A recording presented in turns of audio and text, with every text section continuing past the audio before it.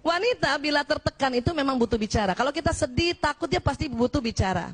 Kenapa? Perempuan itu, Bu, kalau dia udah ngomong, baru dipikirin tuh omongannya. Ah, itu perempuan rata-rata. Laki-laki, ya, bila tertekan tidak mau bicara. Ini harus hati-hati ya, Bu. Kalau suami ibu sampai di rumah, kemudian ibu lihat, ya, dia kayaknya sedih banget mukanya, ya, karena 10 menit tadi. Setelah 10 menit masih sedih, kan ibu tanya kan? Abi sedih ya? Iya. Abi capek ya? Iya.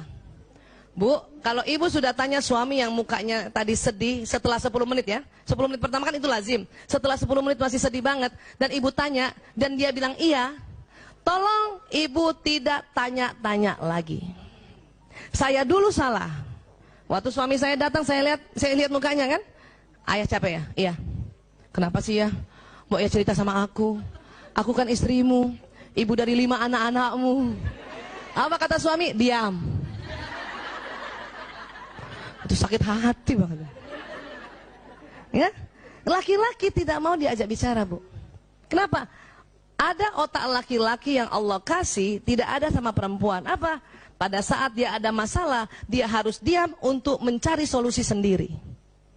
Makanya jarang laki-laki kalau ada masalah pergi konseling. Jarang. Kalau perempuan ada masalah pergi konseling, Bu. Kenapa? Supaya ada yang dengerin. Suami gue gak dengerin, ya udah gue ke dokter Aisyah aja deh. Dengerin. Dan konsultan perempuan harus yang terlatih. Kalau enggak, dia juga pengen ngomong, Bu.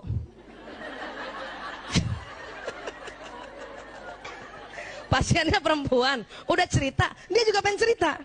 Makanya konsultan perempuan itu, psikolog perempuan atau dokter konselor perempuan ya, itu harus terlatih untuk dengar. Sudah selesai semua, tinggal memetakan. Ya, laki-laki enggak.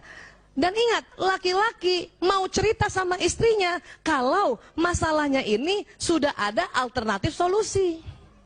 Jadi ibu tenang aja, nanti dia cerita kok. Termasuk anak kita kalau datang. Ya, sayang, kok kayaknya marah ya? Iya bun, mau ya cerita sama bunda. Bunda kan ibumu yang melahirkanmu. Sebetulnya anak laki mau bilang diam, tapi takut durhaka. Enggak kayak bapaknya, langsung diam. Paham ya, Bu? Ya, biarin. Jadi gimana, Bu Aisyah? Bilang sama suami, ayah capek banget ya? Iya. Ini minum, ini makanan. Ya, kalau mau ngobrol panggil aku ya. Ah gitu. Gitu, udah kita jauh-jauh dikit. Biasanya sambil nonton TV tuh. Mukanya gitu. Ya. Anak juga begitu, anak laki-laki. Ya, kakak capek ya? Iya bun. Ya udah ini makan, ini minum. Kalau mau cerita kapan-kapan panggil bunda ya. Belum tentu hari itu dia mau cerita bun. Bisa jadi minggu depan. Ya, kenapa? Laki-laki mau cerita sama perempuan, masalahnya dia cerita, tapi dia sudah ada alternatif solusi. Supaya apa? Laki-laki ingin dianggap sebagai pahlawan. Bun, ada PHK di kantor aku. Oh ya gitu ya. Terus apa kebijakan ayah? Ah, tanya gitu. Ya, ya aku sih sebenarnya susah banget ya ambil keputusannya, saya mutasi aja. Oh gitu, insya Allah kebijakannya Abi ya itu manfaat cia gitu dong. Ya, nah itu jangan kita suami cerita, bun, ya di kantor ada pemecatan PHK, terus kita diam aja. Oh, itu nggak suka laki-laki. Walaupun kalau kita ngomong dia begitu. Tapi kalau dia yang lagi cerita, kita harus tanggapi dengan berapi-api dan lihatlah dia sebagai seorang pahlawan. Bisa, Bu? Coba latihan di kacanya berbinar-binar ya. Oh, terus gimana Abi? Ah, Masya Allah, Abi keren banget. Itu latihan, Bu. Kenapa? Karena laki-laki ingin selalu dikagumi. Ya, ingin selalu dikagumi. Oke? Nih tadi saya bilang kan, perempuan kalau curhat hanya ingin disimak. Ingat, laki-laki ya kalau mendengar curhat selalu menawarkan solusi. Ibu, pada saat ibu curhat dan suami ngasih solusi, karena ibu yang sudah belajar duluan, langsung bilang, ya Allah, dia mencintaiku sehingga curhatku dia kasih solusi. Walaupun ibu gemes banget kan, bukan mau solusi, ibu cuma mau kamu dengar aja gitu. Ayah, aku capek banget, setiap hari nganter anak-anak sekolah naik motor. Kata suami apa biasanya? Ya udah naik ojek aja kan gitu kan? Itu solusi bukan? Tapi karena istri bukan mau solusi, waktu disuruh kasih solusi ojek marah. ojek sekarang nggak bisa dipercaya, Abi. Ya udah kalau gitu panggil supir, apalagi supir. Wah. Terus kata suami apa? Lo katanya capek. Ya. Sebetulnya perempuan hanya ingin didengar, dan kalimat yang paling senangi perempuan apa? Umi kasihannya capek banget. Ciela, ya Allah. Bu, saat itu juga nggak jadi capek. Betul. Suami saya udah paham tuh. Kalau saya ngeluh apa-apa, kasihan kamu capek, istirahat aja. Ciela. Padahal maksud dia, udah diam nggak usah ngomong. Tapi kalimatnya sudah belajar dia. Kalau dulu astagfirullahaladzim, ngasih solusi berantem. Suatu ketika saya makan bakmi ayam sama suami, itu saya bilang, ya Allah kalau bakmi ayam gini kurang nendang ya. Dia kasih solusi. Ya udah, yuk kita makan nasi goreng lagi. Ya. Itu solusi. Paham? Dan suami saya juga sudah pintar sekarang, Masya Allah. Kalau saya curhat, setelah dia dengar curhat, apa dia bilang sama saya? Ibu, mau pakai solusi apa enggak? Itu kayak nanya mau pakai bawang goreng apa enggak? Kenapa? Kata suami saya, daripada gue berantem, muter-muter, debat kusir gara-gara ini. Paham ya? Nah itu tadi. Jadi gimana? Kalau gitu, dari awal ibu bilang sama suami, Abi, ayah, ya, Mas, aku mau cerita aja ya. Oke, dia akan dengar. Kenapa? Karena laki-laki merasa kalau perempuan sedang ngobrol, dia harus carikan solusi. Itu dia capek juga, Bu.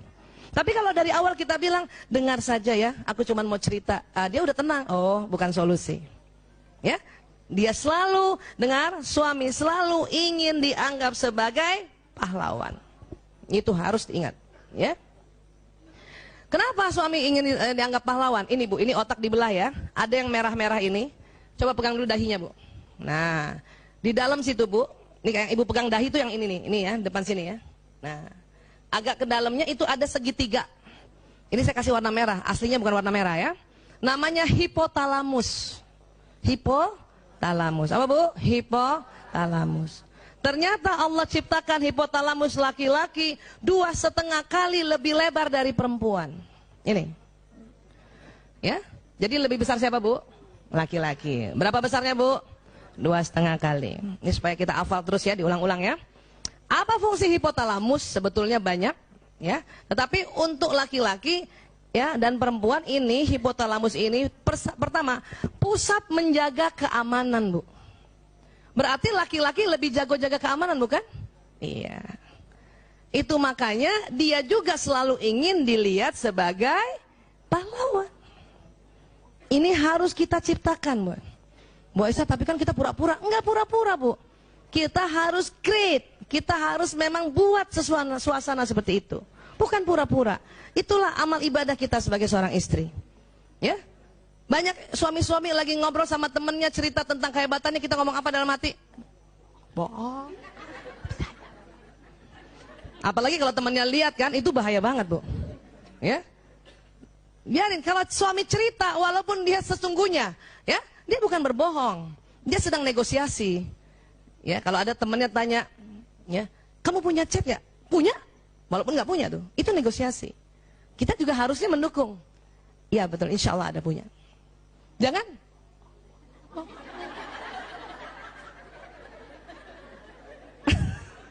Itu kalau suami tahu itu marahnya minta ampun Bu. Ya Allah, karena kita menjatuhkan, nggak mau dia. Itu yang bikin setiap hari akhirnya apa? Dia dendam sama kita. Sehingga dia mencari perempuan yang menganggap dia seorang pahlawan. Wah Allah, ya, paham ya Bu? Ini, Bu. Kemudian apa lagi?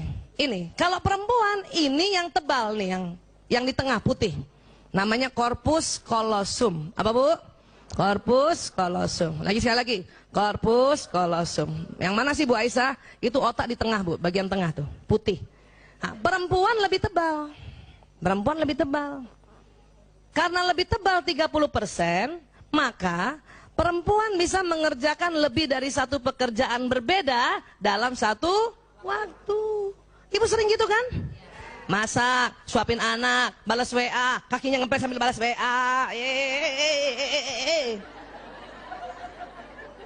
Balas WA, pantatnya tutup lemari gitu. Iya.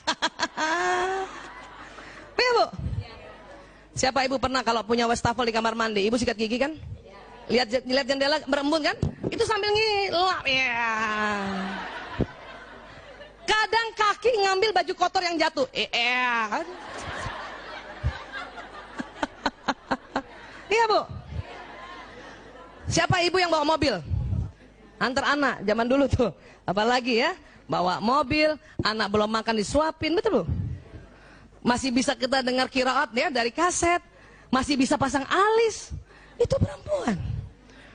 Bahkan ada gurunya teman anak saya, perempuan itu, dia naik mobil, dia naik motor dan selalu pakai helm. Tapi sambil dia naik motor bisa pasang alis Bu. Itu perempuan, keren banget. Kok bisa Bu Aisyah? Enggak, dia tahu dari rumahnya ke tempat dia kerja melewati 4 lampu merah. Jadi lampu merah pertama kan lampu merah ada angkanya kan? Jadi kita udah tahu kan? 30, 31 kan gitu. Ah, dia buka helm, pasang sebelah.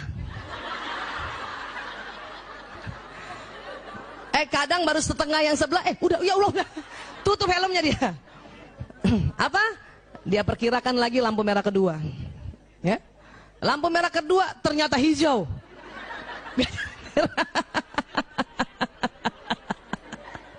Lampu merah ketiga untung merah. Dia buka, betulin dikit. Ya, baru sebelah kan? Lampu merah keempat enggak merah, hijau. Makanya sampai pekarangan sekolah baru sebelah. Tapi itu nggak masalah. Sebelum taruh helmnya di pekarangan sekolah, bikin satu lagi. Luar biasa. Itu karena otak kita yang korpus kolosumnya lebih tebal.